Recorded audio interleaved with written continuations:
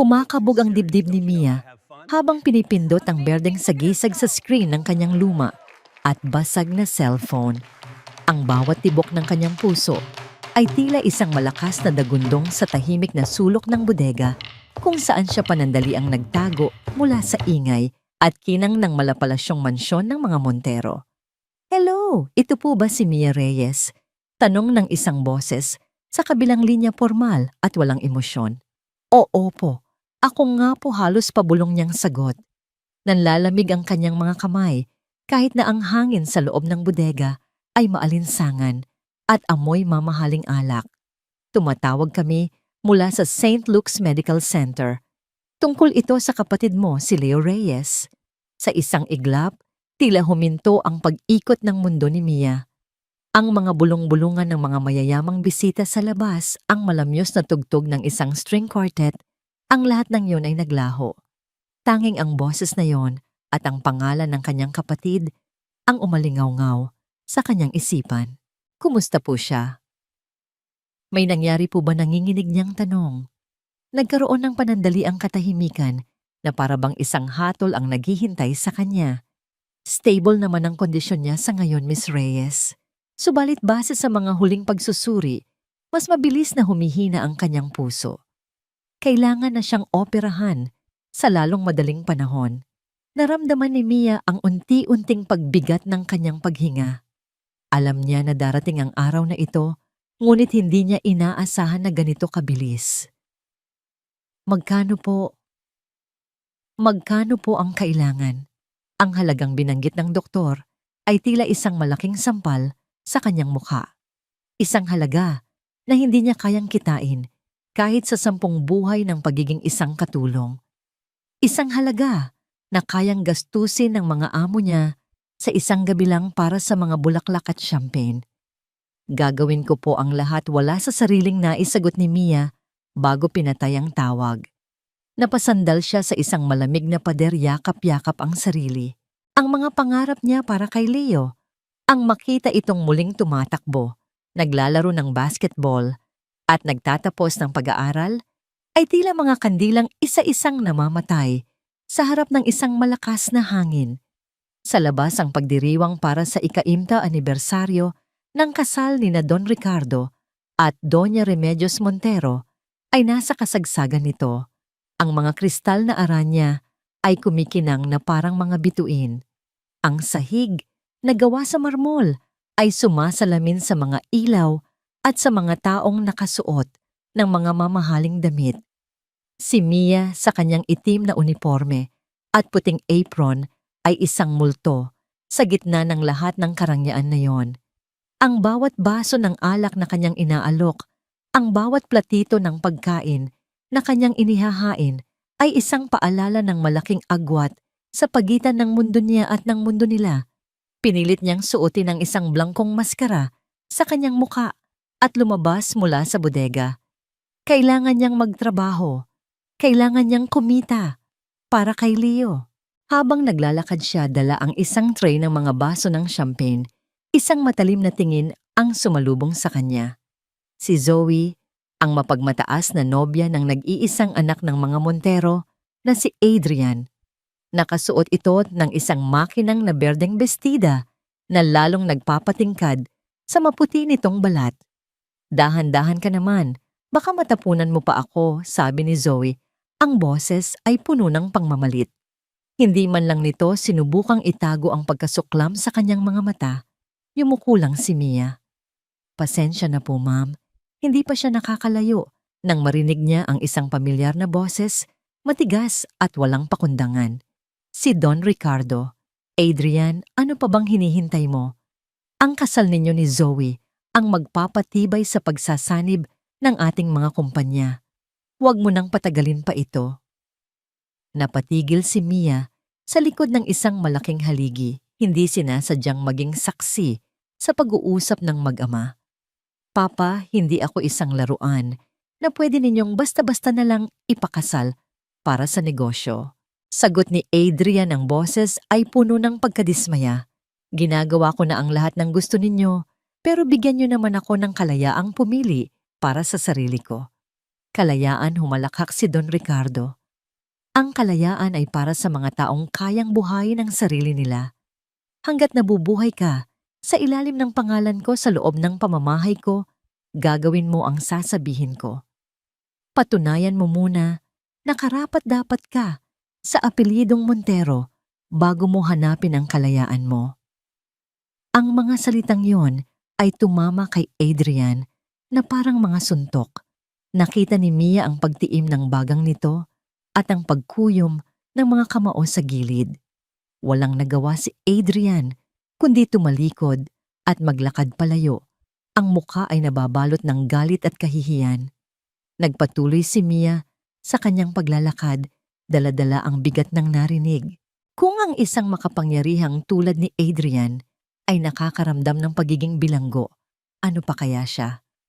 Sa kanyang pag-iikot muli niyang nakasalubong si Zoe na ngayon ay may ngisi sa mga labi habang pinapanood ang papalayong si Adrian. Tila nasiyahan ito sa pagkapahiya ng kanyang nobyo. Nagtama ang kanilang mga mata at biglang nag-iba ang ekspresyon ni Zoe. Mula sa pagiging mapanukso ito ay naging mapanira. Habang papalapit si Mia dala ang tray na puno ng alak, sinadyang iharang ni Zoe ang kanyang mamahaling sapatos na may takong nakasing talim ng isang punyal. Huli na nang mapansin ito ni Mia. Nawalan siya ng balanse. Ang mga sumunod na segundo ay tila bumagal. Ang pagtalsik ng gintong likido sa hangin, ang pagbagsak ng mga babasaging kopa sa makintab na sahig at ang malakas na tunog ng pagkabasag na pumunit sa marangyang katahimikan ng gabi. Ngunit ang pinakamasakit sa lahat ay ang halakhak na sumunod dito. Ang malutong at mapanlibak na tawa ni Zoe na sinundan ng mga hagikhikan at bulungan ng mga bisitang nakasaksi. Nakatitig ang lahat sa kanya, hindi para tulungan, kundi para panoorin siyang bumagsak. At sa gitna ng lahat ng iyon, nakita ni Mia si Adrian na papalapit isang kakaibang kislap.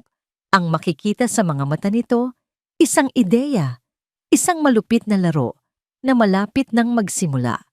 Ang malakas na tunog ng nabasag na kristal ay tila isang kidlat na gumuhit sa maaliwalas na pagdiriwang. Sa isang iglap huminto ang malamyos na musika, natigil ang mga tawanan at bulungan. Ang lahat ng mga mata na kanina lamang ay abala sa pagkislap ng mga alahas at pagtikim ng mamahaling pagkain ay iisang direksyon na lamang ang tinitingnan, ang kaawa-awang katulong na nakaluhod sa sahig sa gitna ng mga bubog at basang mantsa ng champagne. Para kay Mia ang katahimikan na iyon ay mas nakakabingi kaysa sa anumang sigaw. Bawat pares ng mata ay tila isang matulis na tinik na tumutusok sa kanyang pagkatao. Naramdaman niya ang pamumula ng kanyang mga pisngi, ang panginginig ng kanyang mga kamay habang pinipilit niyang damputin ang mga basag na piraso ng kristal. Ang malamig na champagne na bumasa sa kanyang uniforme ay tila yelong gumagapang sa kanyang balat, kasing lamig ng mga tingin na ipinupukol sa kanya. At sa gitna ng lahat lumapit si Adrian, hindi para tulungan, hindi para mag-alala. Lumapit siya na may ngisi sa kanyang mga labi, isang ngisi ng kapangyarihan at paglilibang. Tumingin siya mula sa itaas na para bang si Mia ay isang gusgusing insekto na naligaw sa kanyang perpektong hardin. Tingnan mo ang ginawa mo, sabi ni Adrian. Ang boses ay kalmado, ngunit puno ng pang-uuyam. Ang mga katulong ay dapat manatili sa pagiging katulong. Kapag sinubukan nilang maging parte ng selebrasyon, ganito ang nangyayari. Ang mga salitang iyon ay sinundan ng mga hagikhikan. Ang kahihiyan ni Mia ay naging isang palabas para sa kanila. Isang panandaliang aliwan sa kanilang magarbong gabi. Walang sino man ang lumapit para damayan siya. Tumayo si Mia yumuko at paulit-ulit na humingi ng paumanhin habang ang ibang mga staff ay mabilis na lumapit para linisin ang kalat. Bumalik ang musika. Nagpatuloy ang tawanan. Sa loob lamang ng ilang minuto, ang insidente ay tila ganap ng nakalimutan ng lahat maliban kay Mia at sa dalawang taong nag-umpisa nito. Sa isang mesa sa di kalayuan umupo si Adrian kasama si Zoe at ang kanilang mga kaibigan. Sunod-sunod ang kanyang tungga sa mamahaling brandy, ang kanyang mga mata ay madilim at ang kanyang panga ay nanatiling matigas. Ang pagkapahiya niya sa harap ng kanyang ama kanina ay isang sugat na sariwa pa at ang pagpapahiya kay Mia ay ang tanging paraan niya para maramdamang muli na siya ang may kontrol. Nakita mo ba ang itsura niya kanina? Bulong ni Zoe kay Adrian habang ang kanyang mga daliri ay marahang humahaplos sa braso nito. Para siyang basang sisiw. Siguro sinadya niya yon para mapansin mo. Huwag mo nang isipin ang basurahan, Zoe. Sagot ni Adrian, ngunit ang kanyang mga mata ay palihim na sumusulyap sa direksyon ni Mia na ngayon ay tahimik na namimigay muli ng inumin sa kabilang dulo ng silid. Ngunit si Zoe ay hindi pa tapos.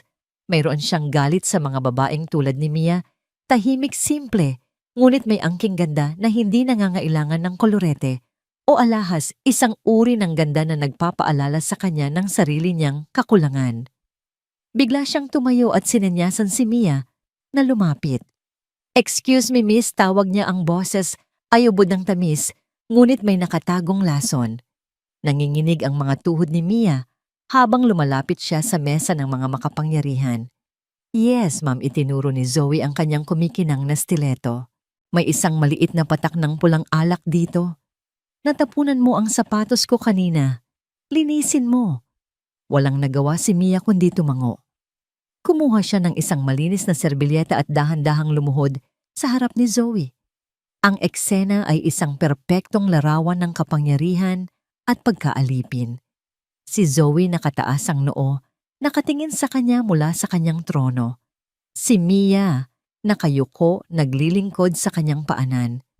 Habang maingat na pinupunasan ni Mia ang sapatos, narinig niya ang mahinang tawa ni Adrian. At pagkatapos, naramdaman niya ito. Isang malamig na agos ng tubig. Mula sa kanyang ulo dumaloy ito sa kanyang buhok, sa kanyang leeg, hanggang sa mabasa ang likod ng kanyang uniforme. Namilog ang mga mata ni Mia sa gulat. Itinaas niya ang kanyang paningin at nakita si Zoe na hawak ang isang basong walang laman. Ang kanyang mukha ay nagpapanggap na nagulat. "Ay naku, ang lampa ko naman," sabi ni Zoe, ngunit ang kanyang mga mata ay nagsasayaw sa tuwa. "Pasensya ka na, hindi ko sinasadya." Isang malakas na tawanan ang umalingaw-ngaw mula sa mesa. Ang mga kaibigan ni Adrian at Zoe ay halos mamilipit sa galak.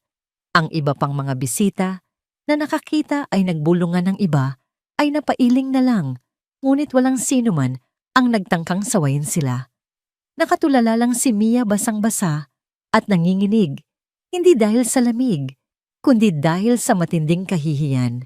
Gusto niyang magsalita, gusto niyang sumigaw, ngunit walang boses na lumalabas sa kanyang lalamunan. Ang tanging gusto niya ay maglaho na parang bula, ngunit hindi pa tapos ang gabi.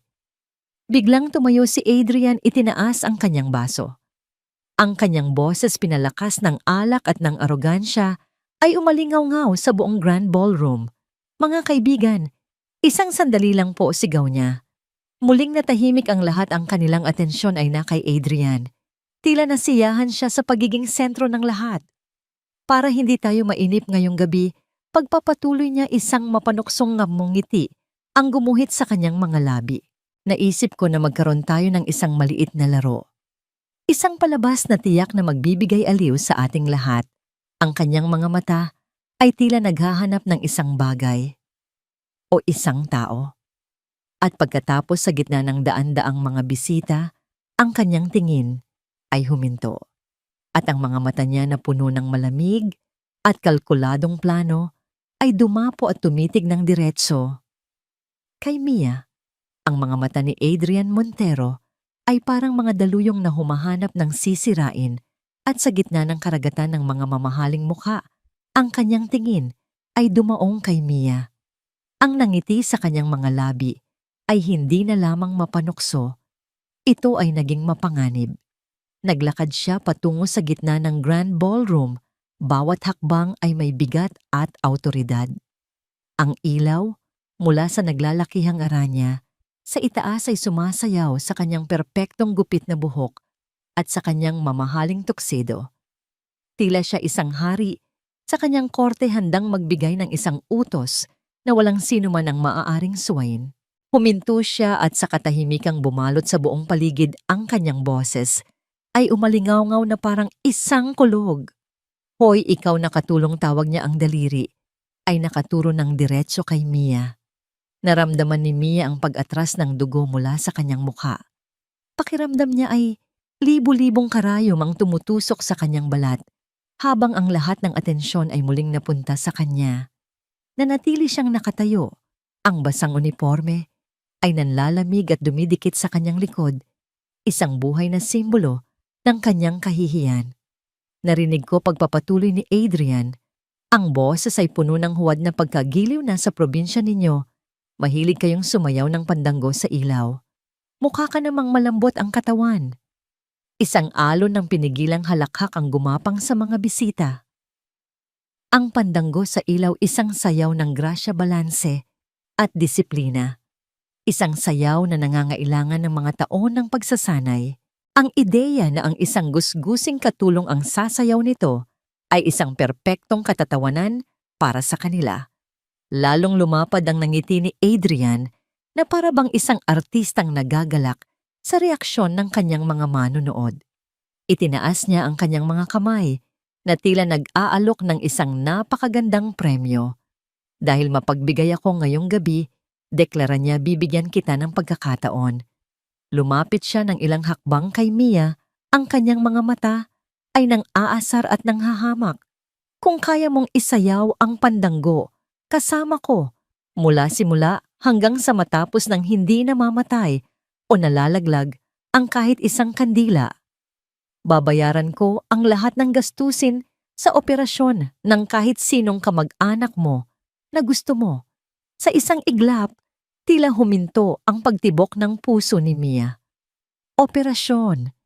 Ang salitang yon ay tumama sa kanya na parang isang biyaya mula sa langit at isang sumpa mula sa impyerno. Ang lunas para kay Leo, ang sagot sa kanyang mga panalangin, ay nasa harap na niya, nakabalot sa isang nakakainsultong hamon. Ngunit hindi pa tapos si Adrian. Pero sabi niya, at ang kanyang boses ay biglang naging malamig at matalim. Kung ikaw ay mabibigo, kung kahit isang kandila lang ay malaglag, o mamatay ang apoy, luluhod ka sa aking harapan at hahalikan mo ang aking sapatos. Dito mismo, sa harap ng lahat. At sa mga salitang yon, ang pinigilang halakhak ay naging isang malakas at nakakabininging pagsabog ng tawanan. Ang buong silid ay umalingaw-ngaw sa kanilang pagkutya. Anoong laban niya, narinig ni Mia na sabi ng isang babaeng may kwintas na perlas. Kawawang babae. Gagawin siyang laruan ng anak ni Don Ricardo, bulong naman ng isang lalaking naka-Amerikana. Ang bawat tawa, bawat bulong ay isang latigo na humahagupit sa kanyang dignidad. Naramdaman niya ang panginginig ng kanyang buong katawan. Ang kanyang isip ay sumisigaw. Tumanggi ka, umalis ka. Huwag mong hayaang tapak-tapakan nila ang pagkatao mo. Ngunit ang kanyang puso ay bumubulong ng ibang pangalan. Leo. Nakita niya sa kanyang isipan ang mukha ng kanyang nakababatang kapatid, maputla ng hihina, ngunit laging may ngiti para sa kanya. Nakita niya ang mga tubo na nakakabit sa katawan nito. Narinig niya ang mahinang tunog ng makinang sumusubaybay sa tibok ng puso nito, isang tunog na anumang oras ay maaaring tumigil. Ang kahihiyan ba niya ay mas matimbang kaysa sa buhay ni Leo? Ang pride ba niya ay mas mahalaga kaysa sa kinabukasan ng kanyang kapatid? Ang ingay sa paligid ay unti-unting naglaho.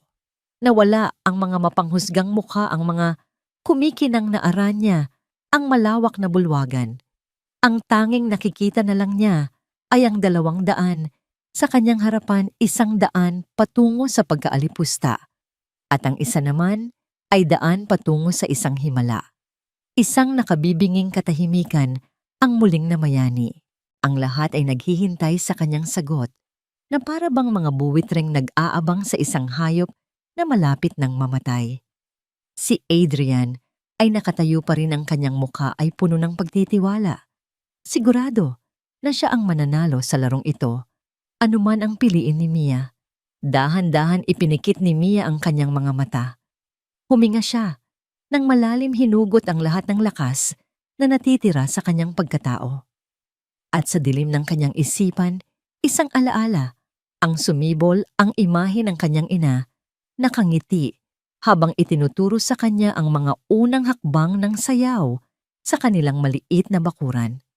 Ang sayaw, anak, ay nasa puso, hindi sa paa. Pagmulat niya ng kanyang mga mata, wala na ang takot, wala na ang pag-aalinlangan. Napalitan ito ng isang bagay na mas matatag, mas matibay, ang determinasyon ng isang taong wala nang maaaring iwawala pa.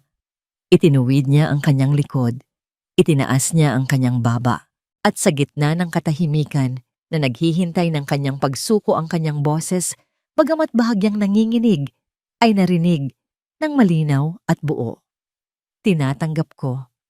Ang dalawang salitang binitawan ni Mia, tinatanggap ko, ay nanatiling nakabitin sa hangin, isang hamon na binalik sa naghamon. Isang sandali ng hindi makapaniwalang katahimikan ang namayani bago ito binasag ng isang sarkastikong palakpak mula kay Adrian. Magaling. Magaling, sabi niya, isang malupit na ngiti ang sumilay sa kanyang mga labi. Mayroon pala tayong isang matapang na mandirigma rito. Ikinumpas niya ang kanyang kamay patungo sa orkestra na tila mga estatwang natigilan sa kanilang mga pwesto. Ano pang hinihintay ninyo, utos niya ang boses ay may diin ng pagkainip. Tugtugin ninyo ang pandanggo, sa ilaw nagkatinginan ang mga musikero. Ang kanilang konduktor ay napalunok, ang kanyang mga mata ay nag-aalangang sumulyap kay Doña Remedios na tahimik na nakamasid mula sa kanyang mesa. Ngunit isang matalim na tingin mula kay Adrian ang nagpatahimik sa anumang pagtutol. Dahan-dahan itinaas ng konduktor ang kanyang batuta. Ang mga unang nota ng pandanggo ay tumunog sa loob ng marangyang bulwagan. Ito ay isang himig na malungkot at puno ng pangungulila. Isang himig na para sa mga simpleng pagdiriwang sa ilalim ng buwan, hindi para sa isang pekeng palabas sa ilalim ng mga kumikinang na aranya.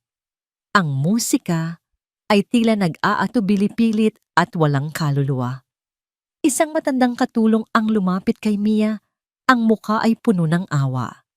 Dala niya ang 3 tinggoy, maliliit na baso na may kandila sa loob. Ang apoy ay maliit ngunit matatag na nagsasayaw.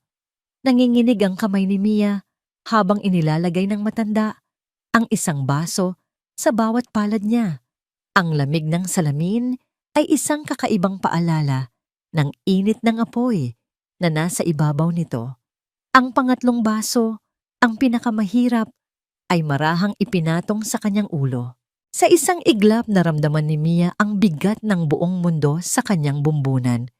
Ang bigat ng buhay ni Leo, ang bigat ng kanyang dignidad, ang bigat ng mga mapanghusgang mata ng lahat. Simulan na natin ang palabas bulong ni Adrian. Nang lumapit ito sa kanya, ang hininga ay amoy mamahaling alak. Sinimulan niya ang sayaw. Ang kanyang mga galaw ay mayabang at eksagerado.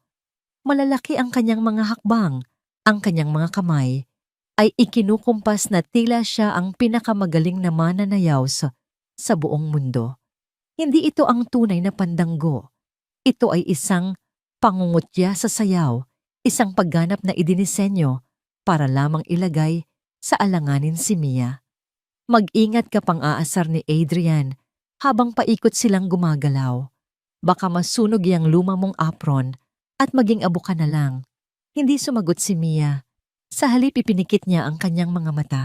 Sa pagpikit niya, tila isang kurtina ang ibinagsak na naghihiwalay sa kanya mula sa mga nanunood, mula sa pangiinsulto ni Adrian, mula sa lahat ng ingay at kahihiyan. At sa katahimikan ng kanyang isipan, isang boses ang kanyang narinig. Ang boses ng kanyang ina, malinaw na parang kahapon lang. Huwag mong tignan ang sahig, anak. Pakinggan mo ang tibok ng iyong puso. Ito ang iyong balanse. Hayaan mong ang musika ang maging hangin sa ilalim ng iyong mga paa. Huminga siya ng malalim. Sinunod niya ang payo. Pinakiramdaman niya ang ritmo ng musika hindi mula sa orkestra, kundi mula sa himig na nakatago sa kanyang alaala. Unti-unti ang kanyang mga nanginginig na kalamnan ay nagsimulang kumalma. Ang kanyang mga paa ay nagsimulang gumalaw, hindi na pilit, kundi may sariling kusa. Naramdaman ni Adrian ang pagbabago. Hindi na natataranta ang babae. Hindi na ito nanginginig. Ang kanyang pagkamuhi ay napalitan ng pagkainis. Kailangan niyang sirain ang konsentrasyon nito. Sa gitna ng isang pag-ikot, bigla niyang binago ang kanyang galaw. Isang marahas at mabilis na pag-ikot ang kanyang ginawa, sabay hila sa braso ni Mia.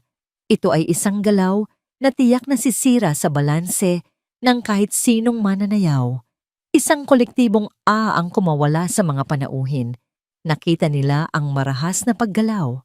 Nakita nila kung paano nanginig ang buong katawan ni Mia. At higit sa lahat, nakita nila ang kandila sa kanyang ulo. Ang apoy nito ay nagsayaw ng malikot. Kumislap ito, lumiit at halos mamatay. Ito na ang sandaling hinihintay nila, ang kabiguan, ang pagbagsak, ang katapusan ng laro. Ang ilan ay nagsimula nang nangumisi, naghahanda para sa kanilang huling halakhak. Ngunit hindi bumagsak si Mia. Sa halip na labanan ang hila ni Adrian, ginamit niya ang puwersa nito. Sa isang hindi inaasahang liksi at grasya na tila nagmula sa ibang mundo, umikot siya kasabay ng paghila. Ang kanyang palda ay umangat na parang isang bulaklak na namumukadkad. Ang kanyang mga paa ay dumausdos sa marmol na sahig nang walang mali, at nang huminto siya, ang kanyang postura ay perpekto. Ang apoy sa kandila sa kanyang ulo na muntik ng pumanaw ay muling tumindig, kalmado, matatag at hindi natitinag. Ang mga ngisi sa mukha ng mga bisita ay naglaho. Ang mga nakahandang halakhak ay biglang naputol at namatay sa kanilang mga lalamunan. Ang katahimikan na bumalot sa bulwagan ay hindi na katahimikan ng pag-aabang sa kahihiyan. Ito ay katahimikan ng lubos na pagkamangha. Idinilat ni Mia ang kanyang mga mata. At sa pagdilat na yon, isang bagay ang nagbago. Ang mga matang kanina'y puno ng takot at pag-aalinlangan ay napalitan ng isang apoy na matagal nang natutulog sa kaibuturan ng kanyang kaluluwa. Ang tingin niya ay diretso, matatag at tumagos sa nanlilisik na mga mata ni Adrian. Hindi na ito ang tingin ng isang katulong-o. Ito ang tingin ng isang mananayaw. Ang orkestra na tila nahawa sa biglaang pagbabago ng ihip ng hangin ay nagsimulang tumugtog ng may mas malalim na damdamin. Ang himig ng pandanggo ay hindi na pilit. Ito'y naging isang panaghoy, isang kwento ng kalungkutan at katatagan. At si Mia ay nagsimulang sumayaw. Hindi na lang basta gumagalaw. Siya ay sumasayaw. Ang bawat hakbang niya ay may bigat at kahulugan.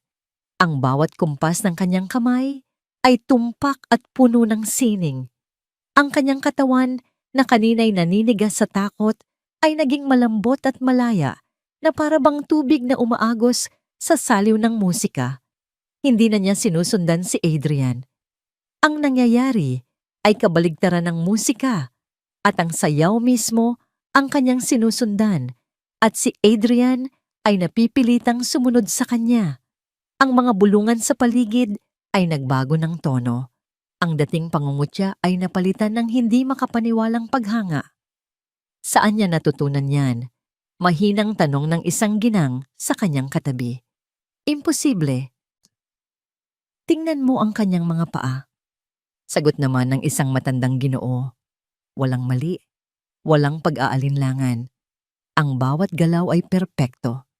Mula sa kanyang kinalalagyan, sa itaas na palapag, si Doña Remedios ay dahan-dahang tumayo. Ang kanyang mga mata, na puno ng karunungan at karanasan, ay nakatutok lamang kay Mia. Ang kanyang labi ay bahagyang nakaawang na, para bang nakakita siya ng isang multo mula sa nakaraan. Lalong uminit ang ulo ni Adrian. Ang dapat sana'y madali at mabilis na pagpapahiya ay nagiging isang palabas na hindi na siya ang bida. Ang atensyon ng lahat ay nasa babaeng katulong na dapat niyang nilalaro lang. Hindi niya ito matatanggap. Kailangan niyang bawiin ang kontrol. Sa isang bahagi ng sayaw kung saan sila'y maglalapit, hinawakan niya ng mahigpit ang braso ni Mia. Ang kanyang mga daliri ay bumaon sa balat nito. Ang kanyang mukha ay ilang pulgada na lang ang layo at sa gitna ng ingay ang kanyang pabulong na tanong ay parang isang ahas na tumuklaw. Sino ka ba talaga? Saan mo ninakaw ang mga galaw na yan nang gigigil niyang sabi? Ang bawat salita ay may bahid ng pagbabanta. Tumingin lamang si Mia sa kanyang mga mata. Walang salitang namutawi sa kanyang bibig. Ngunit ang kanyang katahimikan ay mas malakas kaysa sa anumang sagot. Pagkatapos sa isang galaw na puno ng kapangyarihan na hindi inaasahan ni Adrian, marahan niyang binawi ang kanyang braso mula sa pagkakahawak nito. At bilang sagot sa kanyang tanong, gumawa si Mia ng isang bagay na lalong nagpatulala sa lahat. Sa halip na isang simpleng pag-ikot, isinagawa niya ang espadilla, isang komplikado at mabilis na serye ng mga hakbang na nagtatapos sa isang biglaang paghinto na nangangailangan ng sukdulang balanse. Ang kanyang mga paa ay halos hindi na makita sa bilis na tila may sariling isip na sumasabay sa pinakamabilis na bahagi ng tugtog. At pagkatapos, sa kasagsagan ng kanyang pag-ikot, bigla niyang itinulak si Adrian. Hindi ito isang malakas na tulak na pisikal. Ito ay isang tulak na bahagi ng koreografiya, isang tulak na dapat ay sinasabayan ng kapareha. Ngunit si Adrian, na hindi handa at nawala na sa sariling bersyon ng sayaw ay nataranta. Nawala siya sa balanse, isang hakbang paatras, dalawang hakbang, muntik na siyang matumba. Kung hindi niya mabilis na nabawi ang kanyang postura, babagsak siya sa sahig sa harap ng daan-daang bisita. Isang kolektibong paghinga ng gulat ang narinig mula sa mga manonood. Ang dakilang si Adrian Montero, ang may-ari ng gabi, ay halos mapahiya sa sarili niyang laro. Nang makabawi siya, ang kanyang mukha ay kulay pula, isang pinaghalong galit at matinding kahihiyan.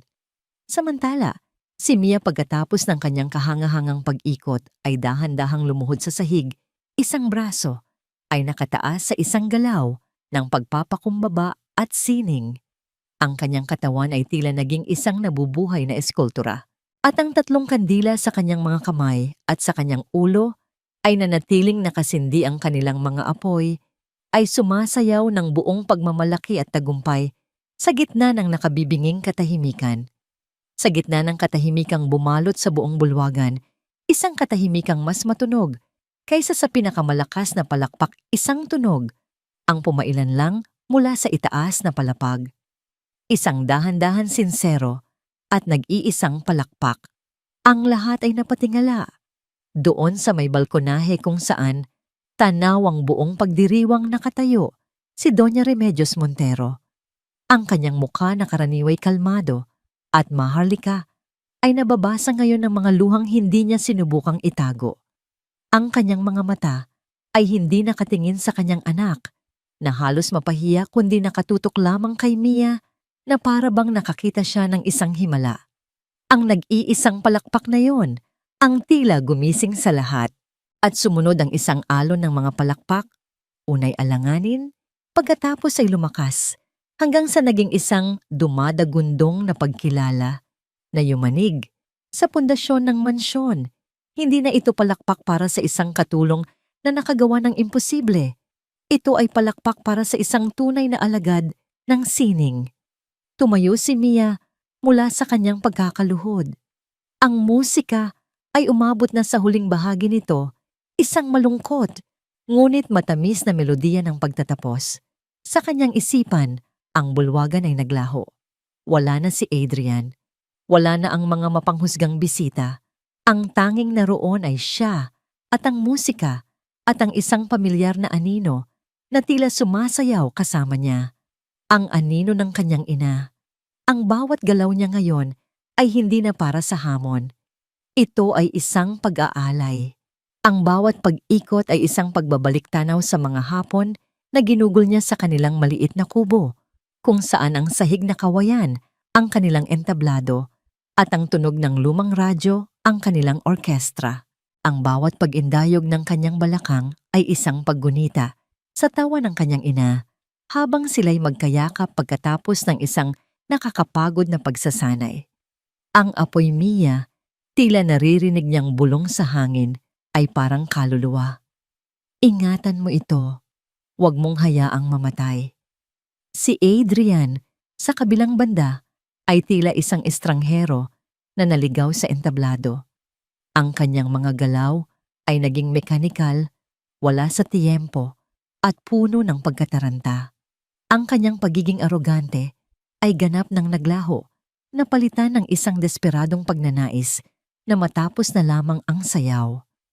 Ang bawat segundo na nananatili siya roon kasama ang babaeng ito ay isang dagdag na sampal sa kanyang napinsalang ego. Siya ay talunan at alam ng lahat. Nang tumunog ang huling nota ng gitara, natapos ang sayaw. Nakatayo si Mia sa gitna ang kanyang dibdib ay mabilis na tumataas baba dahil sa pagod. Pawis at luha ang magkahalong dumadaloy sa kanyang pisngi. Ngunit ang kanyang postura ay tuwid at marangal. Ang tatlong kandila ay nanatiling maliwanag, tatlong munting bituin sa gitna ng kanyang madilim na gabi. Ang bulwagan ay sumabog sa pinakamalakas na palakpakan. May mga sumisigaw ng bravo. Ang iba ay nakatayo na ang kanilang mga muka ay puno ng paghanga at hindi makapaniwalang respeto. Ang hamon ay tapos na. Ang katulong ay nanalo. Ngunit bago pa man makapagsalita si Adrian, bago pa man may makalapit kay Mia, isang boses ang pumutol sa lahat ng ingay. Isang boses na mahinahon, ngunit puno ng awtoridad at damdamin. Hindi maari. Si Doña Remedios ay mabilis na bumababa sa malaking hagdanan. Ang kanyang mamahaling bestida ay sumasayad sa bawat baitang. Hindi niya pinansin ang kanyang asawa o ang kanyang anak. Ang kanyang mga mata ay nakatuon lamang sa babaeng nakatayo sa gitna. Huminto siya ilang hakbang mula kay Mia. Tinitigan niya ito mula ulo hanggang paa, ang tindig ang paraan ng pagdadala sa sarili, ang lungkot sa kanyang mga mata na hindi kayang itago ng anumang ngiti. Ang mga galaw na yon, nanginginig na, sabi ni Doña Remedios habang ang mga luha ay patuloy na dumadaloy sa kanyang mga pisngi. Ang espadilla, ang paraan ng pag-ikot mo. Iisang tao lang ang nakita kong sumayaw ng ganyan.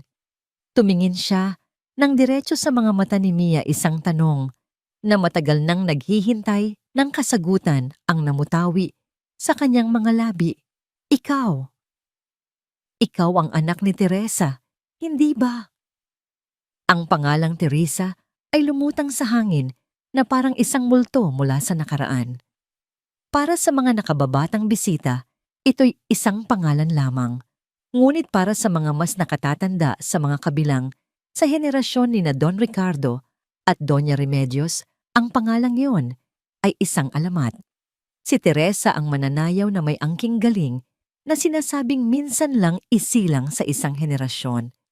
Isang bituin na bigla na lang naglaho sa kasagsagan ng kanyang kinang. Isang nakabibinging bulungan ang kumalat sa buong bulwagan. Ang mga tanong ay tila mga bubuyog na naghahanap ng kasagutan. Teresa ang mananayaw. Paanong nangyari iyon? Ang lahat ng mata ay bumaling mula kay Doña Remedios patungo kay Mia na nakatayong tila isang estatwa. Ang mga kandila ay patuloy na nagliliwanag sa ibabaw ng kanyang nanginginig na mga kamay at ulo. Ang tanong ni Doña Remedios ay hindi isang akusasyon, kundi isang pagkilala, isang tanong na tumagos sa kanyang uniforme, sa kanyang pagiging katulong at diretsong kumausap sa kanyang kaluluwa. Dahan-dahan, Sa gitna ng libu-libong mga matang nakatitig sa kanya, isang luha ang pumatak mula sa mata ni Mia. At pagkatapos, sa isang halos hindi marinig na bulong, ibinigay niya ang kanyang sagot. Opo, ang isang salitang yon ay sapat na. Ito ang kumpirmasyon. Ito ang sagot sa lahat ng tanong. Alam ko na sigaw ng isang matandang ginang mula sa gilid. Ang kanyang ina, si Teresa. Napanood ko siya sa cultural center noon. Ganyan-ganyan ang kanyang tindig. Sunod-sunod na ang mga bulong ng pag-alala at pagkamangha. Ang babaeng kanina lang ay kinukutya at pinagtatawanan ay biglang naging sentro ng isang halos nakalimutan ng alamat. Lumapit si Doña Remedios kay Mia. Marahan niyang hinawakan ang pisngi nito. Ang kanyang mga mata ay puno ng lungkot at pagsisisi. Anak, bakit hindi mo sinabi? Bakit ka nagtatrabaho bilang ganito? Bago pa man makasagot si Mia, isang matinis na boses ang pumunit sa emosyonal na sandali. Kasama lahat yan sa palabas niya si Zoe na kanina patahimik sa isang sulok, ang muka ay hindi maipinta, sa galit at inggit ay sumugod papalapit. Ang kanyang perpektong ayos na mukha ay nagkandang ngiwi-ngiwi sa puot. Huwag kayong maniwala sa kanya. Tita Remedios, sigaw niya ang daliri, ay nandidiring nakaturo kay Mia. Isang malaking kasinungalingan ang lahat ng ito. Gumagawa lang siya ng kwento para makakuha ng simpatya at pera. Isa siyang mandaraya. Ang mga salita ni Zoe ay puno ng kamandag. Para sa kanya, mas madaling tanggapin na si Mia ay isang magaling na sinungaling kaysa tanggapin na ang katulong na hinamak niya ay may dugong bughaw sa larangan ng sining. Nagkakamali ka, Zoe, mahinahon, ngunit matatag na sagot ni Doa Remedios, hindi inaalis ang tingin kay Mia. Ang ganitong talento ay hindi kayang dayain. Ito ay nasa dugo. Ito ay isang pamana. Pamana humalakhak si Zoe ng mapakla. Isa lang siyang hamak na katulong at iyan ang nararapat sa kanya. Sa sobrang galit, hindi na napigilan ni Zoe ang sarili. Mabilis siyang kumilos, ang kanyang mga kamay ay nakaumang na para sa bunutan o saktan si Mia.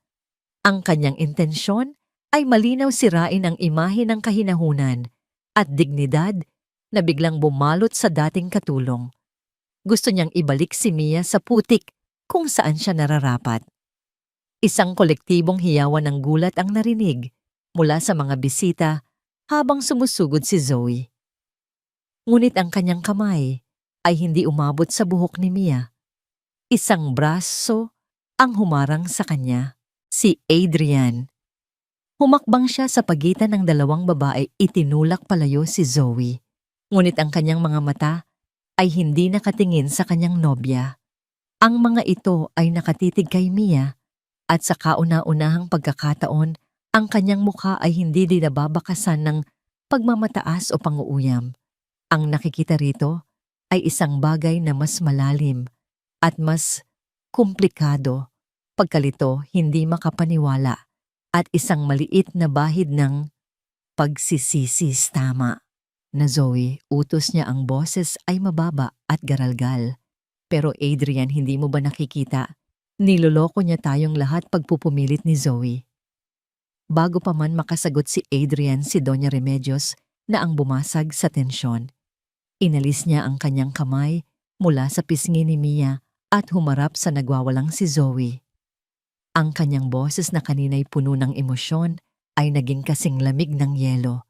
Ang tanging nakikita kong panloloko dito, Hiha, ay ang pag-uugali mo, mariin niyang sabi. Nakita ko kung paano mo siya binasa kanina.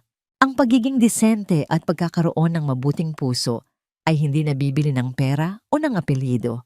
Humarap siya sa lahat ng kanyang mga bisita. Si Teresa, pagpapatuloy niya ang boses ay muling lumakas, ay hindi lang isang mananayaw. Isa siyang tunay na alagad ng sining na tinalikuran ang karangyaan para sa kanyang minamahal. At ang kanyang anak, lumingon siyang muli kay Mia. Isang malungkot na ngiti ang sumilay sa kanyang mga labi, ay nagpatunay ngayong gabi na ang tunay na kadakilaan ay hindi namamatay. Nagtatago lang ito, naghihintay ng tamang pagkakataon para muling sumiklab. Ang telon ay ganap ng naitaas. Ang katotohanan ay nasa liwanag na. Si Mia ay hindi na lamang isang katulong na nanalo sa isang hamon. Siya na ngayon ang nawawalang anak ng isang alamat at ang kanyang kwento ay ngayon pa lamang nagsisimula. Ang pagbubunyag ni Doña Remedios ay tila isang malakas na sampal sa mukha ng bawat bisita, lalo na kay Adrian. Ang babaeng ginawa niyang sentro ng katatawanan ay hindi pala isang ordinaryong tao. Siya ay isang pamana, isang buhay, na alaala ng isang alamat. Bigla ang kanyang laro ay hindi na nakakatuwa. Ito ay naging isang kabastusan sa sining at sa isang pangalang iginagalang ng marami. Mabilis na umikot ang utak ni Adrian. Nakita niya ang pagbabago sa mga tingin ng mga tao. Mula sa paghanga sa kanya, ito'y naging paghutya. Narinig niya ang mga bulungan na ngayon ay hindi na pumupuri sa kanyang kapangyarihan, kundi humuhusga sa kanyang kalupitan. Ang gabi na dapat ay magpapatunay ng kanyang pangingibabaw ay nagiging gabi ng kanyang pinakamalaking kahihiyan. Kailangan niyang kumilos, kailangan niyang bawi ng sitwasyon.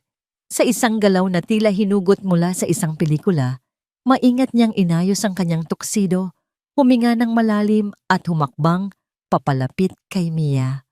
Ang kanyang mukha na kanina'y puno ng galit ay biglang napalitan ng isang maskara ng malalim na pagsisisi at paghanga. Mia, sabi niya, ang kanyang boses ay malumanay at puno ng sinseridad na pilit niyang hinuhugot mula sa kung saan. Patawarin mo ako. Huminto ang mga bulungan. Ang lahat ay napatingin sa kanya nag-aabang sa susunod na mangyayari sa dramang ito.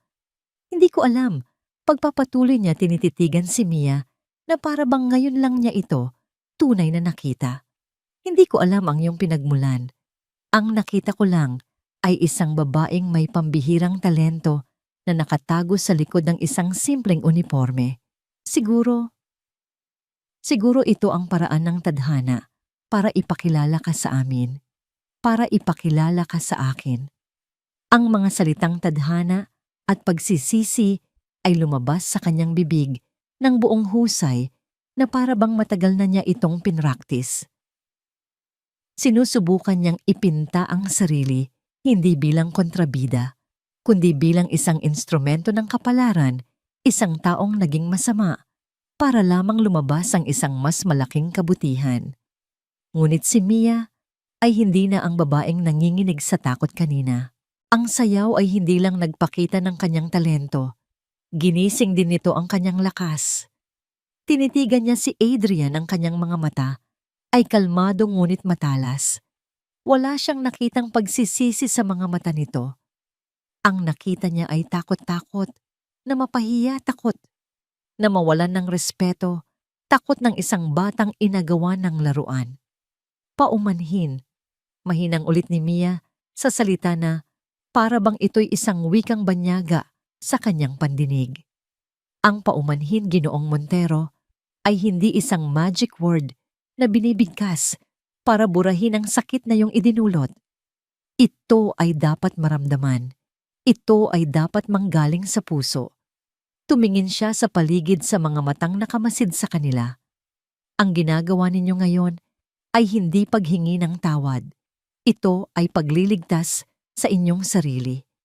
Ang katapatan sa kanyang mga salita ay parang isang punyal na sumaksak sa pekeng pagpapakumbaba ni Adrian.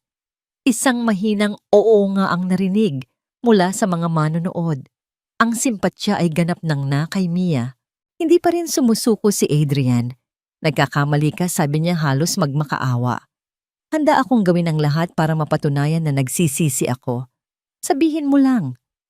Ang kasunduan, ang pera para sa operasyon, ibibigay ko sa'yo.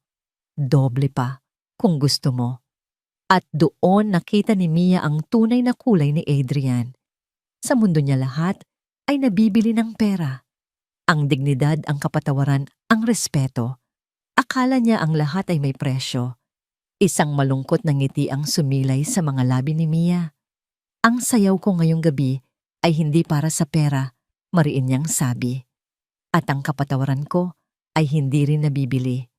Sa mga salitang iyon, tila isang pader ang biglang itinayo ni Mia sa pagitan nila, isang pader na gawa sa dignidad at pagpapahalaga sa sarili na hindi kayang tibagin ng anumang halaga ng pera o ng mga hungkag na salita.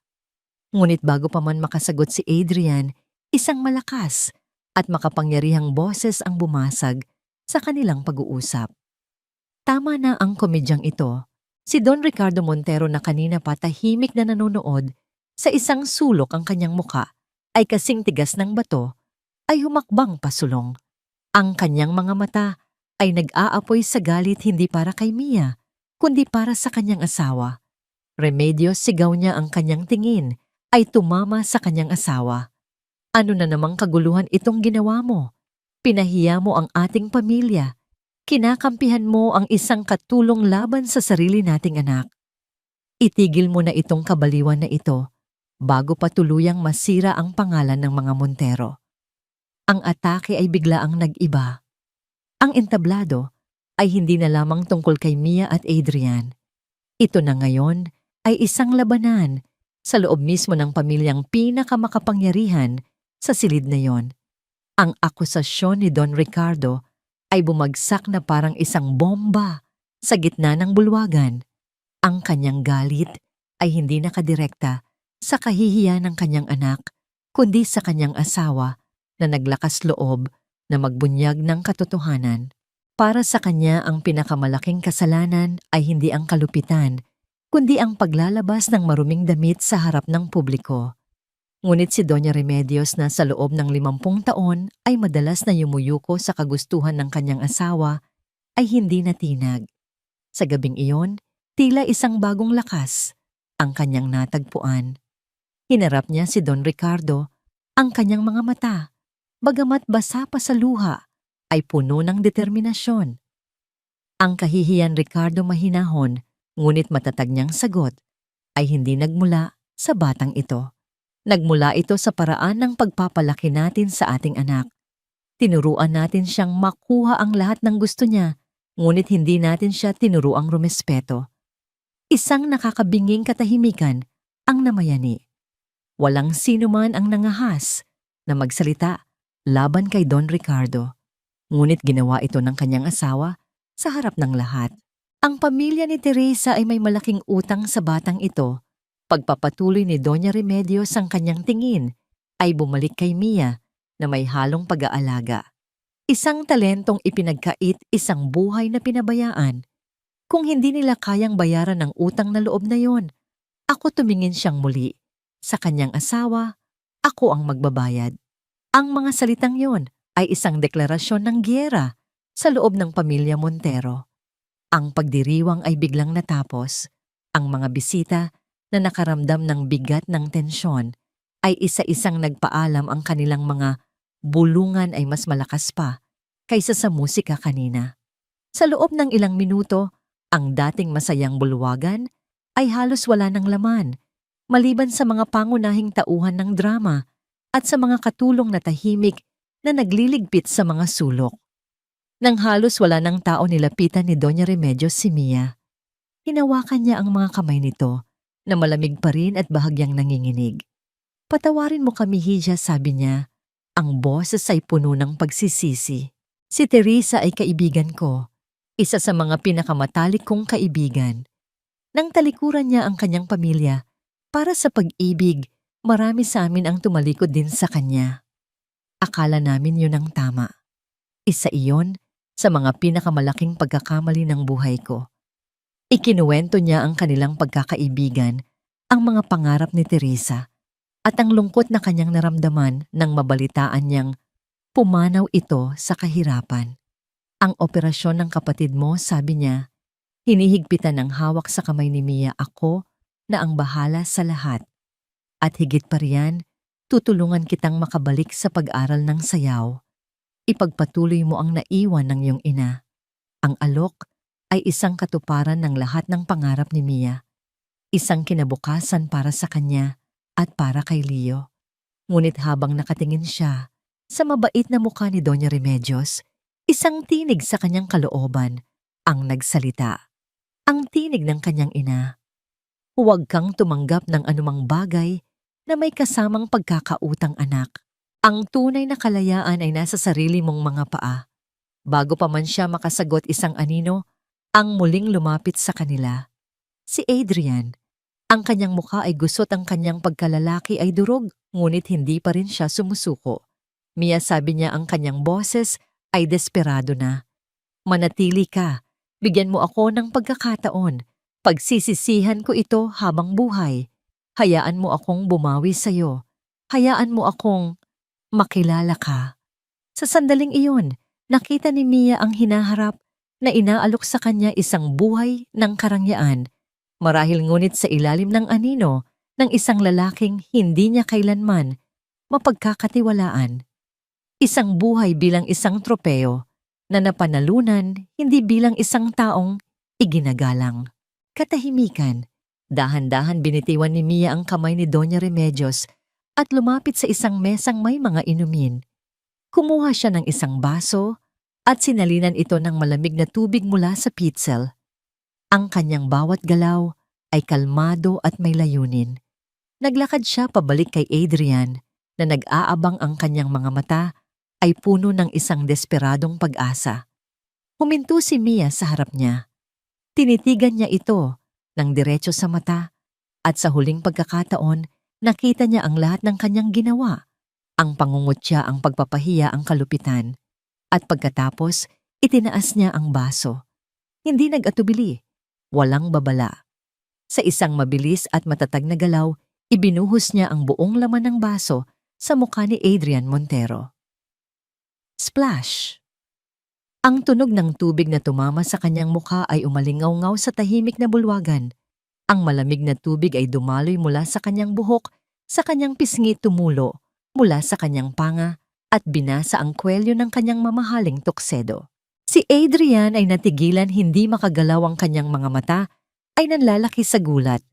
Si Don Ricardo ay napasinghap sa pagkabigla, habang isang maliit na ngiti naman ang sumilay sa labi ni Doña Remedios. Nakatitig pa rin si Mia kay Adrian. Ang kanyang kamay ay nasa ere pa rin, hawak ang basong wala ng laman. Iyan, sabi niya, ang kanyang boses ay kalmado, ngunit may talim na parang yelo, ay para magising ka sa katotohanan. Ibinaba niya ang baso sa isang malapit na mesa at muling hinarap ang nabiglang si Doña Remedios. Yumuko siya ng may buong paggalang. Maraming salamat po sa inyong kabutihan, Ginang Montero, sabi niya, nang may taos-pusong pasasalamat. Ngunit hindi ko po matatanggap ang lahat ng inyong alok. Pero bakit hidya, nag-aalalang tanong ni Doña Remedios. Tatanggapin ko po ang tulong para sa operasyon ni Leo. Sagot ni Mia, ang kanyang boses ay naging matatag. Ituturing ko po itong isang utang na babayaran ko sa inyo balang araw sa kahit anong paraan. Ngunit ang aking kinabukasan, tumingin siya sa kanyang sariling mga kamay, ang mga kamay na sumayaw at nagtagumpay. Ang kinabukasan ko po ay ako na ang gagawa. Sasayaw po ako sa sarili kong mga paa, hindi sa ilalim ng pangalan o anino ng kahit sino. Sa mga salitang yon, tumalikod si Mia. Hindi na niya tiningnan pa si Adrian na nakatayo pa ring bahasa at talunan. Hindi na niya hinintay ang sagot ng mag-asawang Montero. Dala ang dignidad na kanyang ipinaglaban at nabawi, naglakad siya palabas ng marangyang bulwagan. Ang bawat hakbang niya palayo ay isang hakbang patungo sa kanyang sariling kalayaan. Ang sayaw ay tapos na, ngunit ang tunay na sayaw ng kanyang buhay ay ngayon pa lamang magsisimula. Makalipas ang 3 buwan, ang nakasisilaw na ilaw ng mga aranya ay napalitan ng sinag ng araw na pumapasok sa mga siwang ng bintanang gawa sa caps. Ang malawak na sahig na marmol ay napalitan ng sahig na kahoy, medyo luma na, ngunit makintab at inalagaan. At ang himig ng isang buong orkestra ay napalitan ng tunog ng isang lumang gitara na tinutugtog ng may puso ng isang matandang lalaki sa isang sulok. Sa gitna ng maliit na dance studio na ito, na dating isang inabandonang bodega sa kanilang komunidad, nakatayo si Mia. Hindi na siya nakasuot ng uniforme, kundi ng isang simpleng bestida at malong na itinali sa kanyang baywang. Ang kanyang buhok ay nakapusod at sa kanyang mukha ay may isang nangiting hindi napilit o nakatago. Sa harap niya ay isang grupo ng mga batang babae na may edad 5 hanggang 10 ang kanilang mga mata ay kumikinang sa tuwa at paghanga habang ginagaya ang bawat galaw niya. Ganyan nga malumanay na sabi ni Mia. Ang balikat relax lang. Ang mga kamay parang mga ibon na lumilipad. At ang puso, dapat masaya. Sa isang sulok na kaupo sa isang silyang degulong ay si Leo. Mas may kulay na ang kanyang mga pisngi at hindi na siya mukhang nanghihina. Sa kanyang leeg ay may isang maliit na peklat, isang paalala ng matagumpay na operasyon na nagligtas sa kanyang buhay. Pumapalakpak siya sa saliw ng musika. Ang kanyang mukha ay puno ng pagmamalaki para sa kanyang ate. Ang gabing iyon, sa mansyon ng mga Montero, ay tila isang panaginip na lang.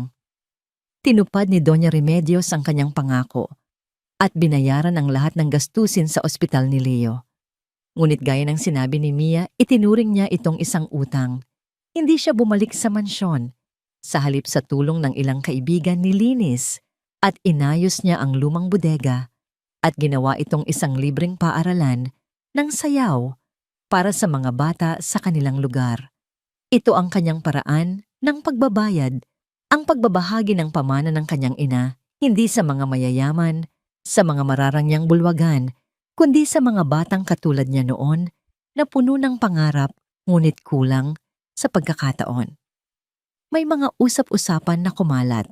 Nabalitaan niyang naghiwalay na di umano sina Adrian at Zoe dahil ang insidente ay nagdulot ng malaking iskandalo na nakaapekto sa planong pagsasanib ng kanilang mga kumpanya.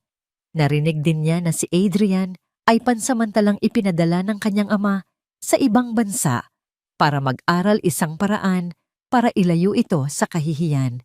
Ngunit ang mga balitang iyon ay hindi na mahalaga kay Mia. Ang mundo ng mga Montero ay isang kabanata na isinara na niya. Isang hapon, habang nag-aayos siya sa studio, pagkatapos ng klase, isang sulat ang dumating para sa kanya. Galing ito kay Doña Remedios. Sa loob ng sobre ay isang luma at medyo kupas na litrato. 2 babae magkayakap at masayang nakangiti sa kamera. Ang isa ay isang batang Remedios at ang isa naman ay ang kanyang ina, si Teresa. Sa likod ng litrato ay may nakasulat, "Nakikita ko siya sa'yo." At alam kong labis kanyang ipinagmamalaki. Kasama ng sulat ay isang tseke na may malaking halaga. Ngunit sa ilalim nito ay may isa pang mensahe. Huwag mo itong ituring na bayad sa kahihiyan. Ituring mo itong puhunan para sa mga pangarap ng mas marami pang batang katulad mo. Alam kong ito ang gugustuhin ni Teresa. Napangiti si Mia habang hawak ang litrato. Sa wakas naramdaman niya ang kapayapaan. Sa huling eksena si Mia ay nagtuturo sa kanyang mga estudyante ng mga unang hakbang ng pandanggo sa ilaw. Kumuha siya ng isang kandilang de baterya para ligtas at maingat itong ipinatong sa ulo ng isang maliit. Ang sinag ng hapon ay ginintuan dumadaloy sa mga siwang ng bintanang kapis at naglalatag ng mga parihabang liwanag sa sahig na kahoy. Ang hangin ay puno ng halimuyak ng pinaghalong pawis, lumang kahoy at ang hindi maipaliwanag na amoy ng mga pangarap na nagsisimulang mabuo. Sa gitna ng lahat ng ito, ang maririnig lamang ay ang malambing na tunog ng isang gitara at ang mga maliliit na yabag ng mga batang nagsasayaw. Para kay Mia, ito ang kahulugan ng kapayapaan. Ang kanyang maliit na dance studio, ang sinag ng sining, ay naging isang kanlungan para sa mga bata sa kanilang komunidad. Ang mga pader nito ay puno ng mga drawing ng mga bata, mga larawan ng mga mananayaw na lumilipad, mga bituin at mga bulaklak. Bawat sulok ng silid ay saksi sa mga tawanan, sa mga pagkadapa at sa mga maliliit na tagumpay. Kamakailan lang isang lokal na pahayagan ang nagsulat tungkol sa kanyang munting paaralan.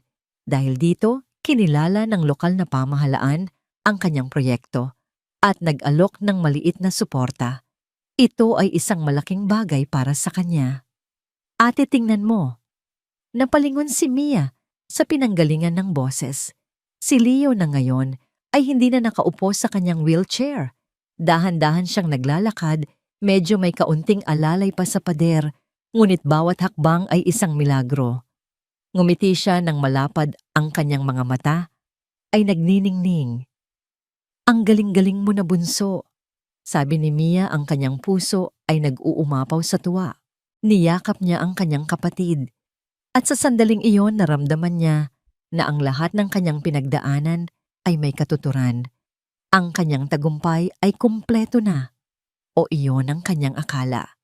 Kinagabihan, habang nag-iisa na lamang siya at nagliligpit sa studio, isang sulat ang idinulas sa ilalim ng pinto. Ito ay nasa isang mamahaling sobre kulay krema at may nakaukit na gintong selyo na hindi niya pamilyar. Sa pagbukas niya nito, isang kakaibang kaba ang gumapang sa kanyang dibdib. Ang sulat ay mula sa isang organisasyong tinatawag na Montero Cultural Development Foundation. Nakasaad dito na ang kanyang sinag ng sining ay napili bilang isang potensyal na benepisyaryo para sa isang malakihang grant na naglalayong suportahan ang mga sining sa mga komunidad. Inaanyayahan siya sa isang formal na pagpupulong sa susunod na linggo sa isang kilalang hotel sa Makati. Montero. Ang pangalan pa lang ay sapat na para pabalikin ang lahat ng masasakit na alaala. Bakit ngayon pa? Bakit sa ganitong paraan? Hindi pa man natatapos ang kanyang pag-iisip, biglang tumunog ang kanyang telepono. Isang hindi rehistradong numero. Nag-atubili siyang sagutin ito, ngunit sa huli ay pinindot din niya. Hello, Mia Hija, si Remedios ito. Ang boses ni Doña Remedios ay tila mas matanda at may bahid ng pag-aalala na hindi narinig ni Mia noon. Ginang Remedios, napatawag po kayo. Magalang na sagot ni Mia. Hija, kailangan mong malaman, diretsong sabi ng matanda. Nakabalik na si Adrian mula sa Amerika at para patunayan na nagbago na siya sa kanyang ama, itinatag niya ang foundation na yan. Siya ang namumuno dito. Naramdaman ni Mia ang panlalamig ng kanyang mga kamay. Ang multo ng nakaraan ay hindi na pala isang anino lamang. Ito ay nagbalik may pangalan at may isang formal na imbitasyon. Hindi ko alam kung ano ang kanyang binabalak. Pagpapatuloy ni Doña Remedios ang kanyang boses ay halos pabulong na. Ngunit kilala ko ang aking anak. Hindi siya kumikilos ng walang kapalit. Hidya pakiusap. Mag-ingat ka. Pagkatapos ng tawag, natulala si Mia. Hawak ang sulat sa isang kamay at ang telepono sa kabila. Ang kapayapaan na kanyang naramdaman kanina ay biglang naglaho na palitan ng isang madilim na pangamba. Pinilit niyang iwaksi ito sa kanyang isipan. Isinara na niya ang studio at naglakad pa uwi sa ilalim ng mga ilaw ng poste. Habang papalapit siya sa kanilang maliit na bahay, isang sasakyan ang biglang huminto sa kanyang tabi. Ang makina nito ay halos walang tunog, ngunit ang presensya nito sa kanilang makipot na kalye ay nakakabingi. Isang itim, makintab at napakamahal na sasakyan. Isang sasakyang pamilyar sa kanya. Bumukas ang pinto sa likuran at mula sa dilim, isang figura ang lumabas. Nakasuot ito ng isang perpektong plantsadong business suit. Ang buhok ay maayos na nakagupit at ang mukha ay mas seryoso at tila mas matanda. Wala na ang aroganteng nangisi. Napalitan ito ng isang kalmado at kalkuladong nangiti na mas nakakatakot kaysa sa anumang sigaw.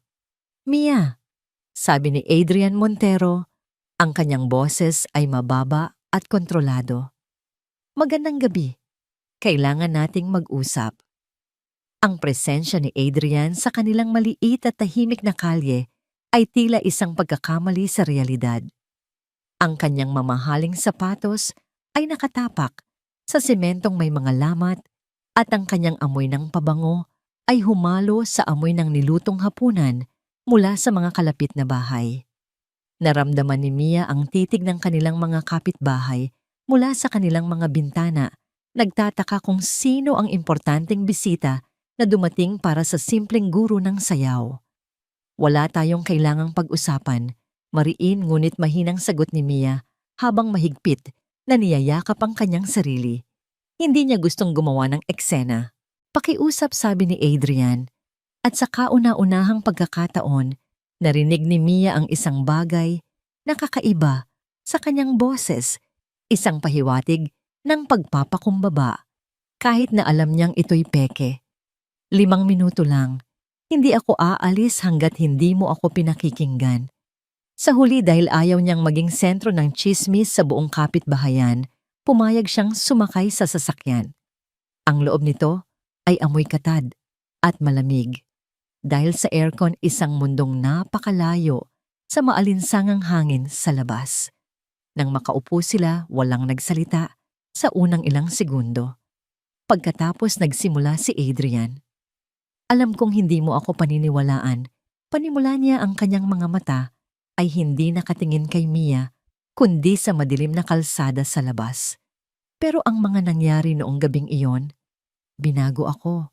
Huminga siya ng malalim na parabang isang aktor na naghahanda para sa isang mahalagang linya.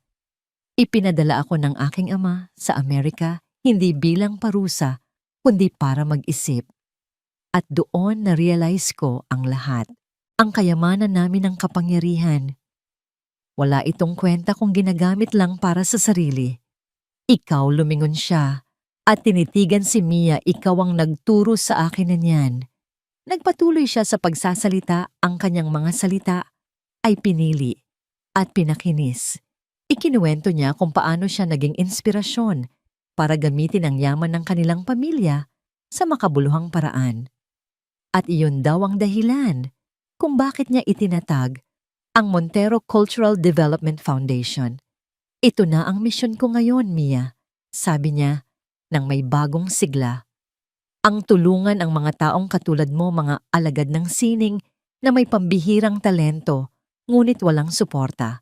Pagkatapos, inilatag niya ang kanyang plano, ang kanyang bitag. Nabasa ko ang tungkol sa sinag ng sining, sabi niya, at sa unang pagkakataon, binanggit niya ang pangalan ng studio ni Mia na tila ito'y isang bagay na mahalaga.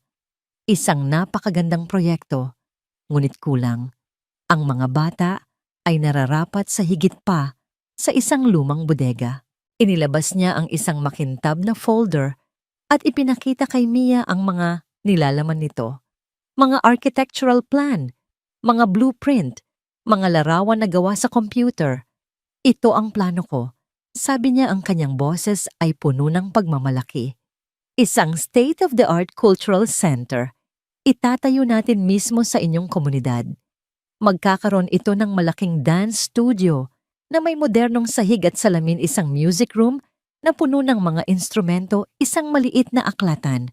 At mag-aalok tayo ng mga scholarship para sa mga pinakamagagaling na bata para makapag-aral sila sa pinakamahuhusay na paaralan ng sining sa Maynila. Natigilan si Mia. Ang kanyang mga mata ay nanatili sa mga larawan. Ito ang pangarap. Ang pangarap na hindi man lang niya nangahas na isipin para sa kanyang mga estudyante. Ito ay isang perpektong mundo na inilalatag sa kanyang harapan. At gusto ko pagpapatuloy ni Adrian na ikaw ang mamuno dito. Ikaw ang magiging artistic director. Ikaw ang masusunod sa lahat ng programang sining. Ang kailangan mo lang gawin ay tanggapin ang alok. Tumingin siya nang diretso sa mga mata ni Mia, ang kanyang ekspresyon ay seryoso at mapanghikayat. Huwag mo itong gawin para sa akin. Huwag mo ring gawin para sa'yo. Gawin mo ito para sa mga bata, para sa kinabukasan nila. Ang mga salitang yon ay isang perpektong patibong. Inatake ni Adrian hindi ang kahinaan ni Mia, kundi ang kanyang pinakamalaking kalakasan, ang kanyang pagmamahal sa komunidad at sa kanyang mga estudyante. Sa mga sumunod na araw, ang alok ni Adrian ay naging isang malaking balita. Sinadya niyang ipaalam ito sa mga lokal na opisyal at sa mga magulang ng mga estudyante ni Mia. Bigla si Mia ay nasa gitna ng isang malaking pressure. Ang mga magulang ay lumalapit sa kanya, ang kanilang mga mata ay puno ng pag-asa, nagmamakaawa na tanggapin niya ang alok para sa kanilang mga anak. Ang kapitan ng barangay ay kinakausap siya, sinasabing ito ay isang malaking oportunidad para sa kanilang lugar. Naramdaman ni Mia na tila ang mga pader ay papalapit sa kanya. Paano niya tatanggihan ang isang pangarap na inaalok para sa lahat? Kung tatanggi siya, lalabas siyang sakim makasarili, isang taong ipinagkait ang magandang kinabukasan ng maraming bata dahil lamang sa personal na galit. Ang kanyang kapayapaan ay ganap ng nawasak. Gabi-gabi, hindi siya makatulog, ginugulo ng isang tanong. Hanggang saan dapat manindigan ng isang tao sa kanyang prinsipyo kung ang kapalit nito ay ang pangarap ng mga taong mahalaga sa kanya? Nang malaman niyang magdaraos si Adrian ng isang malaking press conference para formal na i-anunsyo ang proyekto, alam na ni Mia na naipasok na siya sa isang sulok. At sa press conference na yon, inanunsyo ni Adrian sa lahat ng media.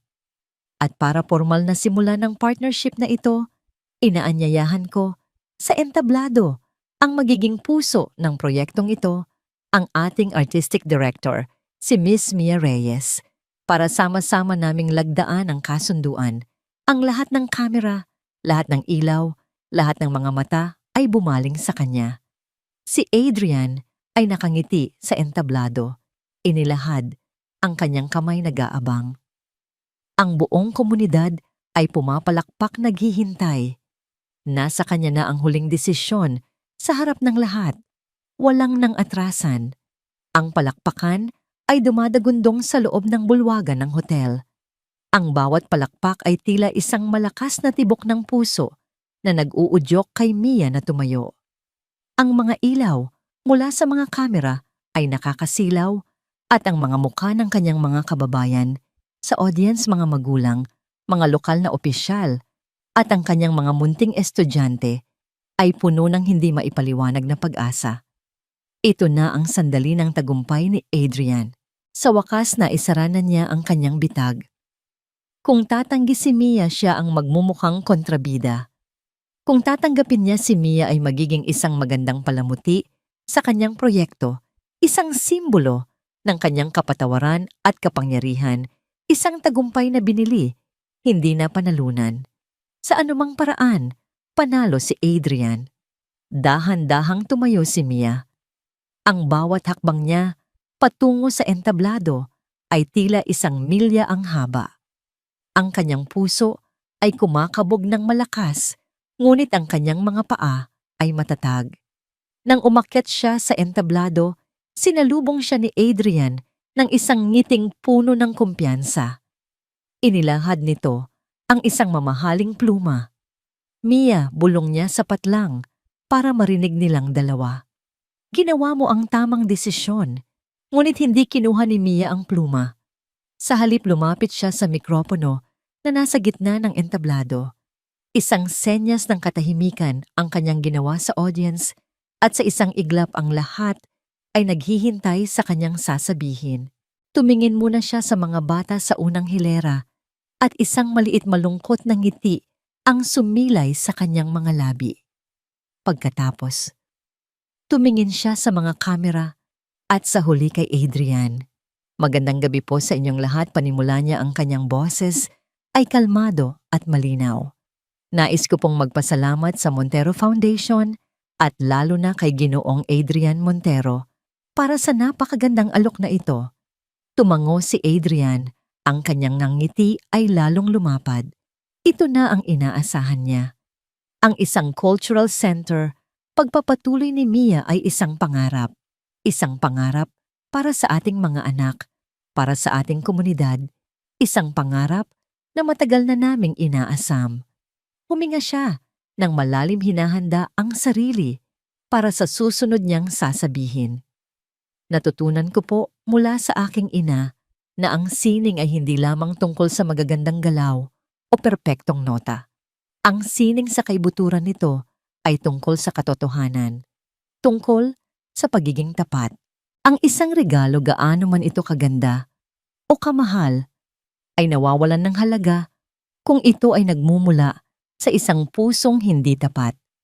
Ang nangiti sa mukha ni Adrian ay unti-unting naglaho. Naramdaman niya ang pagbabago sa tono ni Mia. Ang audience ay nanatiling tahimik na guguluhan. Tumingin si Mia ng diretso sa mga mata ni Adrian. Ang kanyang tingin ay matalas at hindi natitinag.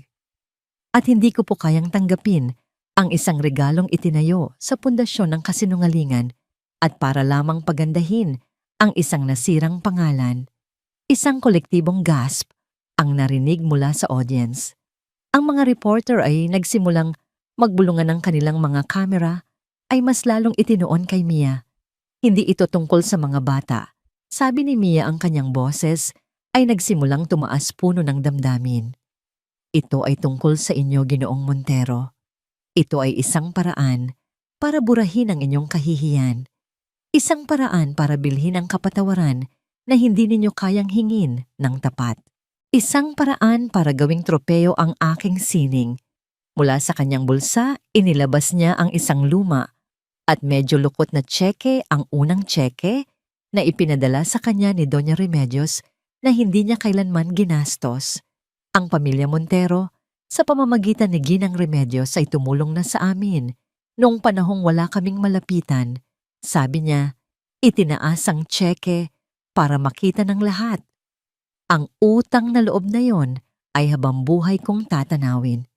Ngunit ang proyektong ito, marahan niyang inilapag ang tseke sa ibabaw ng kontratang nakahanda sa mesa. Ito ay hindi tulong. Ito ay isang hawlang gawa sa ginto. Humarap siyang muli sa kanyang komunidad, sa mga magulang, sa mga bata. Ang kanyang mga mata ay nagsusumamo at puno ng katapatan. Ang pangarap natin ay hindi nabibili, deklara niya. Hindi natin kailangan ng isang marangyang palasyo para patunayan ang ating halaga. Ang sining ay nasa ating mga puso. Ang ating kultura ay nasa ating mga ugat. Itatayo natin ang ating mga pangarap gamit ang ating sariling mga kamay, sa ating sariling paraan, gaano man ito kaliit o kasimple. Dahil ang sining na totoo ay mas mahalaga kaysa sa anumang gusaling gawa sa pera at pagkukunwari. Pagkatapos ng kanyang mga salita, isang nakabibinging katahimikan ang bumalot sa bulwagan. Si Adrian ay nakatayo na, parang isang estatwang. Nabasag ang kanyang mukha, ay namumutla ang kanyang bibig, ay bahagyang nakaawang sa hindi makapaniwala. Pagkatapos, isang palakpak ang narinig mula sa isang magulang, sinundan ng isa pa at isa pa. Hanggang sa ang buong bulwagan, maliban sa mga kasosyo ni Adrian, ay nagtayuan at nagbigay ng isang dumadagundong na palakpakan. Isang palakpak na hindi lang para sa kanyang katapangan, kundi para sa katotohanang kanyang sinabi. Ang bitag ni Adrian ay hindi lang nabigo. Ito ay gumuho. At sa ilalim ng mga guho nito, siya ay muling napahiya, mas malala, mas publiko, at mas masakit kaysa dati. Dahil sa pagkakataong ito, hindi lang ang kanyang sayaw ang tinalo. Ang kanyang buong pagkatao ang hinusgahan at nakitang may pagkukulang. Ang hiyawan at palakpakan para kay Mia ay tila isang malakas na agos na tumangay sa lahat ng natitirang dignidad ni Adrian. Ang flash ng mga kamera ay walang tigil, ngunit sa pagkakataong ito, hindi ito para kunan ang kanyang tagumpay, kundi ang kanyang pinakamalaking kabiguan. Ang kanyang mukha na dumaan mula sa pagiging kampante patungo sa pagkabigla ay ngayon ay nababalot ng isang maitim na galit at kahihiyan na hindi na maitatago ng anumang maskara. Walang sinabi. Mabilis siyang tumalikod at halos patakbong umalis. Sa entablado, sinusuong ang mga reporter na sumusunod sa kanya at naghahagis ng mga tanong. Ang kanyang pag-alis ay hindi ang pag-alis ng isang makapangyarihang tao, kundi ang pagtakas ng isang talunan. Ang eksena ng kanyang pagkataranta at pagkapahiya ay na-broadcast sa lahat ng news channel ng gabing iyon. Ilang araw ang lumipas. Ang maliit na komunidad ni Mia ay naging sentro ng atensyon. Maraming maliliit na negosyante, mga lokal na artist, at mga ordinaryong mamamayan na naantig sa kanyang paninindigan ang nag-alok ng tulong, maliliit na donasyon, mga lumang instrumento, mga voluntaryong nagpipinta sa pader ng studio. Hindi ito kasing laki ng alok ni Adrian, ngunit ito ay totoo. Ito ay mula sa puso. Isang umaga, habang si Mia ay nagtuturo sa kanyang masayang klase, isang pamilyar na itim na sasakyan ang muling huminto sa labas. Ngunit sa pagkakataong ito, hindi si Adrian ang bumaba, kundi si Doña Remedios. Mag-isa siyang pumasok sa studio, ang kanyang muka ay kalmado, ngunit may bakas ng lungkot. Pinanood niya ng ilang sandali ang mga batang sumasayaw, isang maliit na ngiti ang sumilay sa kanyang mga labi. Ipinagmamalaki ka sana ng iyong inahidya, sabi niya nang lumapit si Mia. Nag-usap sila sa isang sulok malayo sa pandinig ng mga bata. Galit na galit ang kanyang ama pagkumpirma ni Doña Remedios, hindi dahil sa pagtanggi mo sa alok, kundi dahil sa pangalawang pagkakataon, ginawa na namang katatawanan ni Adrian ang pangalan ng aming pamilya sa harap ng buong mundo. Inilabas ni Doña Remedios ang isang makapal na folder na gawa sa katad. Hindi ito mga blueprint kundi mga legal na dokumento. Gumawa ng desisyon si Ricardo. Sabi niya, ang kanyang boses ay may bigat. Opisyal nang inalis ni Adrian bilang tagapagmana ng Montero Corporation. Ang lahat ng kanyang shares at responsibilidad ay inilipat sa ibang mga kamag-anak. Natigilan si Mia. Ito ang pinakamabigat na parusang maaaring matanggap ng isang taong tulad ni Adrian, ang pagkawala ng kapangyarihan at ng apelyidong kanyang ipinagmamalaki. Ngunit hindi dyan nagtatapos pagpapatuloy ni Doña Remedios. Bilang pagsisisi sa kahihiyang idinulot ng aming pamilya, nagpasya si Ricardo na isang malaking porsyento ng aming personal na yaman ay ilalagay sa isang bagong trust fund, isang pondo na hiwalay sa kumpanya na nakalaan lamang para sa pagpapalaganap ng sining at kultura sa buong bansa. Ibinukas niya ang folder at itinuro ang isang pangalan sa listahan ng mga miyembro ng Board of Trustees, ang mga taong mamamahala sa pondo. Nakasulat doon, sa tabi ng mga pangalan ng mga respetadong artist at akademiko, ang pangalan Mia Reyes. Ginang Remedios, hindi ko po ito matatanggap, mabilis na tanggi ni Mia. Hindi ito isang regalo, hidya mariing, sabi ng matanda, habang isinasara ang folder at inilalagay ito sa mga kamay ni Mia. Ito ay isang responsibilidad. Nakikita ng asawa ko ang nakita ko sa iyo noong gabing iyon at ang nakita ng buong bansa sa press conference. Hindi lang talento ang nasa iyo kundi integridad. Tinitigan siya ni Doña Remedios. Ang kanyang mga mata ay puno ng isang pinal na pag-unawa. Ang pamana ng iyong ina ay hindi lang ang husay sa pagsayaw. Ito ay ang katatagan ng loob at ang kadalisayan ng puso. At iyan ang mga bagay na hindi nabibili ng pera. At iyan ang mga bagay